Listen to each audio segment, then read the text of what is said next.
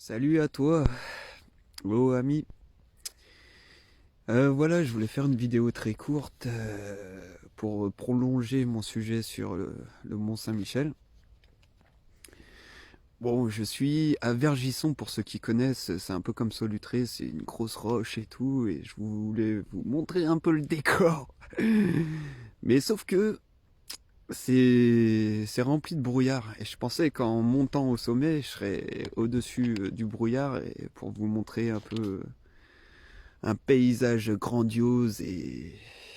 Mais non, c'est pas le cas, c'est que du brouillard. En plus, je suis sorti de ma zone de confort. Normalement, je devrais être sous la couette avec une fille. Ouais, ça c'est en option, mais... mais de quoi, tu vois, boire chaud. Parce que j'ai la crève, là c'est... Dark Vator, asthmatique, qui essaye de grimper l'Himalaya. Enfin bon, bref, pour revenir au sujet. Je voulais vous parler en fait de la ligne de l'archange Saint-Michel, Saint-Michel, Saint-Michael pour certains, et pour, ouais, comme je disais, prolonger en fait la suite de ma vidéo sur ce sujet. Et d'après l'histoire, c'est l'archange Saint-Michel, il aurait donné un coup d'épée pour renvoyer le diable aux enfers, et à travers ce coup d'épée, il aurait tracé une ligne. Cette ligne, en fait, symbolise la rectitude envers Dieu. Pour éviter de se dévier, en fait, enfin, des écarts, enfin, du mauvais chemin. Le chemin des pêcheurs, tu vois. Pêcheurs de moules, ça, non. Je suis désolé, je suis un peu défoncé avec la crève. Hein. Non, non, j'ai pas bu, je te rassure. Alors, il faut savoir que cette ligne, elle traverse 7 points très précis. Et le premier point, j'ai pris une feuille et des notes parce que le nom des bleds, avec ma mémoire de poisson rouge, laisse tomber. C'est 7 points.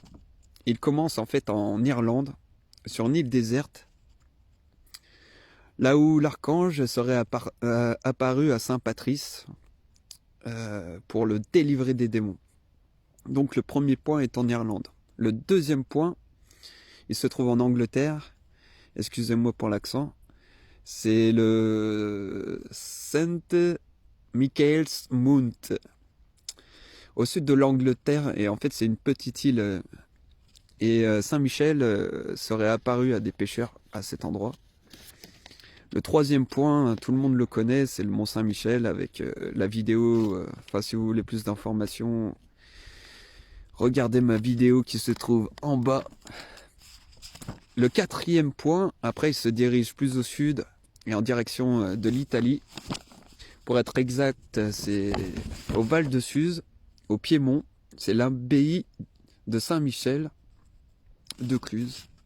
Après le cinquième point, qui se trouve à 1000 km, ce n'est pas un sanctuaire ou une abbaye ou une église, c'est une caverne, une grotte, qui est devenue justement un sanctuaire.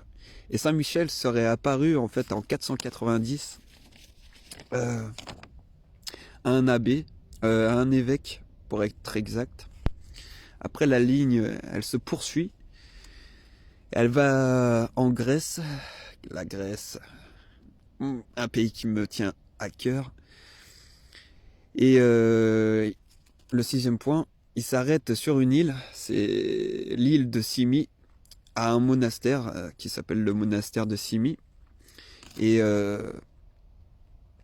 dans ce monastère, on peut voir l'une des plus grandes statues de l'archange, qui fait un peu plus de 3 mètres de hauteur.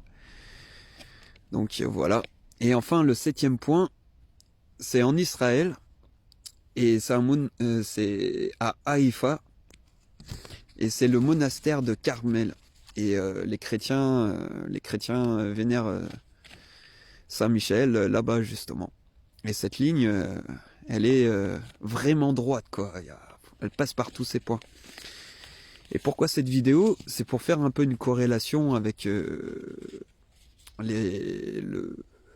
comment dire, le reportage de Jacques Grimaud, La révélation des pyramides.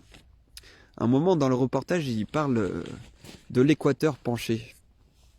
En fait, c'est une ligne qui part de l'île de Pâques, avec les grandes statues, les Moai, et qui va en direction des pyramides d'Égypte, avec la grande pyramide de Khéops. Et à travers toute cette ligne, on peut trouver en fait j'allais dire des monastères, des monuments antiques qui sont avec des constructions qui repoussent l'imaginaire humain. Et c'est pour ça que cette corrélation est intéressante à faire et que notre réflexion est importante. C'est que dans les anciens, enfin le savoir des anciens, par exemple si je prends Karnak, le lieu même, c'est une horloge astronomique, un calendrier astronomique. Ça veut dire que par rapport aux équinoxes, au solstice, à travers les menhirs, on peut voir le lever du soleil à tel moment, le 21 juin.